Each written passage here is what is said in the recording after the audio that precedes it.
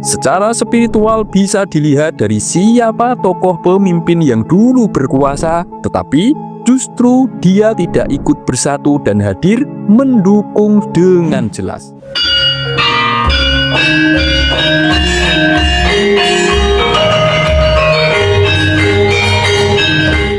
Assalamualaikum warahmatullahi wabarakatuh. Salam sejahtera, salam rahayu untuk panjenengan semua. Sedulur, Indonesia adalah negara yang diramalkan oleh seorang ahli ilmu eskatologi Islam asal benua Amerika, yaitu Syekh Imran Nazar Hussein, sebagai salah satu negara yang menjadi kunci kebangkitan kekuatan ekonomi baru dunia menggantikan kekuatan lama yang didominasi oleh negara-negara Barat dan Amerika, yang disebut dalam ramalan Nostradamus sebagai kebangkitan dari timur. Dan sejak Presiden Joko Widodo mengambil langkah berani, yaitu merebut 51% saham PT Freeport Indonesia di tahun 2018, yang sebelumnya 90,64% saham Freeport Indonesia itu dikuasai oleh Amerika. Lalu muncul lagi kebijakan hilirisasi mineral di tahun 2019 yang membuat Indonesia harus digugat oleh Uni Eropa di WTO karena kebijakan pemerintahan Jokowi tersebut dianggap merugikan industri baja negara-negara di Uni Eropa yang sangat bergantung sekali pada pasokan bahan baku dari Indonesia. Bahkan di 2020, Indonesia semakin memperluas lagi kebijakan hilirisasinya, yaitu dengan melarang ekspor biji nikel mentah, dan di 2022 hingga 2023 bertambah lagi melarang ekspor bauksit, tembaga, dan timah, yang semakin membuat Uni Eropa juga negara-negara lain seperti Singapura yang menjadi negara anak emas Amerika, juga Malaysia yang menjadi anak emasnya Inggris, itu semakin merasakan dampaknya. Akhirnya negara-negara besar yang tidak pro dengan dominasi kekuatan ekonomi negara-negara Barat dan Amerika yang tergabung dalam organisasi BRICS seperti Rusia, China, India, dan terutama negara-negara Muslim di Timur Tengah, itu akhirnya semakin melihat tanda-tanda kebenaran dari ramalan Syekh Imran Nazar Hussein tersebut, di mana Indonesia menunjukkan keberaniannya melawan tekanan negara-negara Barat yang sekian lamanya mendapat keuntungan besar dengan mengeruk kekayaan sumber daya alam Indonesia. Inilah langkah berani seorang Jokowi yang membuat negara-negara Arab di Timur Tengah menjadi salut dengan seorang Jokowi. Karena meskipun negara mereka itu kaya raya dari hasil sumber minyaknya, itu mereka tidak bisa melepaskan diri dari cengkraman Amerika. Dan yang lebih menarik lagi, setelah Presiden Jokowi resmi mendukung seorang Prabowo untuk maju mencalonkan diri pada Pilpres 2024, itu Syekh Imran Nazar Hussein memprediksi bahwa Indonesia akan semakin disegani di tingkat internasional dan bakal memiliki pengaruh kekuatan besar di dunia. Karena menurut kacamata Syekh Imran Nazar Hussein, Presiden Prabowo adalah sosok yang selama ini sangat ditakuti oleh Amerika dan negara-negara Barat. Karena beliau dianggap memiliki keberanian yang mirip seperti keberaniannya Presiden Soekarno yang kala itu sangat berani menantang Amerika dan Barat dengan mendirikan gerakan non-blok. Nah, jika melihat fakta peristiwa yang baru-baru ini terjadi, di mana Presiden Prabowo berani menghentikan ekspor gas yang semakin membuat Eropa, Singapura, dan Malaysia kelabakan, maka dengan adanya langkah kebijakan baru, yaitu diresmikannya Danantara oleh Presiden Prabowo kemarin, yang mana di situ didukung dan dihadiri langsung oleh para pemimpin negara terdahulu seperti Pak Jokowi, Pak SBY, Pak JK, dan para mantan wakil presiden lainnya. Itu adalah pertanda semakin terbuktinya ramalan Syekh Imran Nazar Hussein, di mana Indonesia akan semakin ditakuti Uni Eropa, Amerika, dan negara-negara yang menjadi kaki tangannya seperti Singapura dan Malaysia.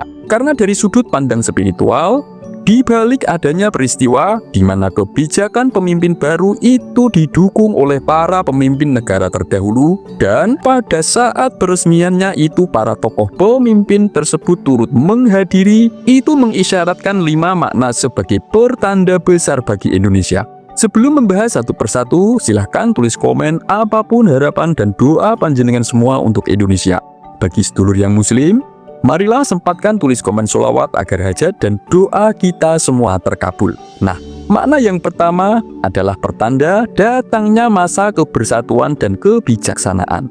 Artinya, simbol persatuan di antara para pemimpin seperti yang terjadi pada momen peluncuran Danantara kemarin, itu adalah tanda bahwa negara Indonesia sudah memiliki kedewasaan politik dan kebijaksanaan.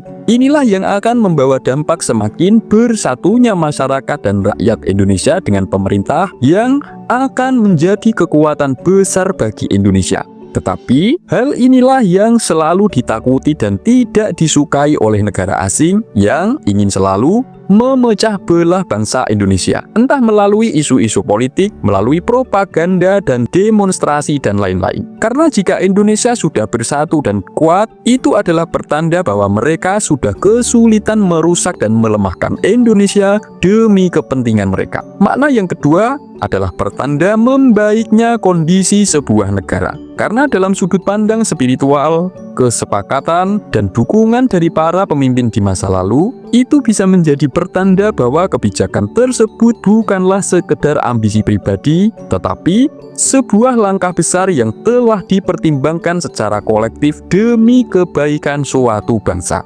Dan ini keberkahannya bagi Indonesia adalah kondisi yang akan jauh lebih membaik dari sebelumnya. Nah, jika ada yang justru menentang dan menuduh-nuduh adanya ketidakbaikan, merekalah orang-orang yang tidak menginginkan Indonesia menjadi membaik, yang mewakili kepentingan asing dan juga tidak menginginkan Indonesia maju. Makna ketiga adalah pertanda datangnya stabilitas dan perdamaian. Karena dari perspektif spiritual, persatuan pemimpin itu juga isyarat bahwa bangsa sedang berjalan menuju arah stabilitas melalui dari stabilitas politik maupun ekonomi yang akan membawa perdamaian. Dalam sejarah, perpecahan di antara pemimpin adalah sumber ketidakstabilan. Sedangkan persatuan adalah tanda bahwa negara sedang menuju era harmoni atau kestabilan. Inilah yang membuat Indonesia nantinya akan mengalami lonjakan peningkatan ekonominya.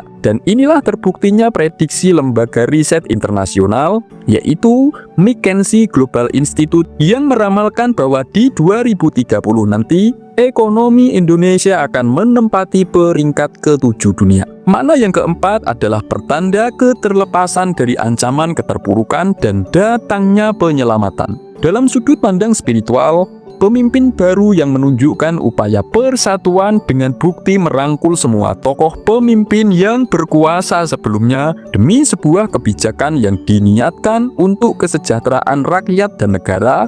Ini adalah pertanda Sang Maha Kuasa memberikan pertolongan dan menyelamatkan bangsa dari ancaman buruk. Letak ancaman terburuk tersebut yang bisa membawa keterpurukan secara spiritual bisa dilihat dari siapa tokoh pemimpin yang dulu berkuasa, tetapi justru dia tidak ikut bersatu dan hadir mendukung dengan jelas. Makna yang kelima adalah bukti niat baik dan keikhlasan seorang pemimpin. Dalam sudut pandang spiritual, pemimpin baru dalam sebuah negara yang menunjukkan adanya rasa hormat kepada para pemimpin pendahulunya dan merangkul para pendahulunya demi kepentingan bangsa dan negara, bukan dalam forum politik seperti dalam momen-momen kepartaian yang cenderung lebih pada kepentingan politik golongan saja, maka itu adalah pertanda niat baik seorang pemimpin negara. Dan juga bukti adanya keikhlasan dalam membela kepentingan bangsa dan negaranya. Dalam sudut pandang spiritual Islam, ini pertandanya diperkuat dengan adanya kejadian di mana pada saat Presiden Prabowo menandatangani keputusan Presiden tentang pengangkatan Dewan Pengawas dan Badan Pelaksana BPI Danantara,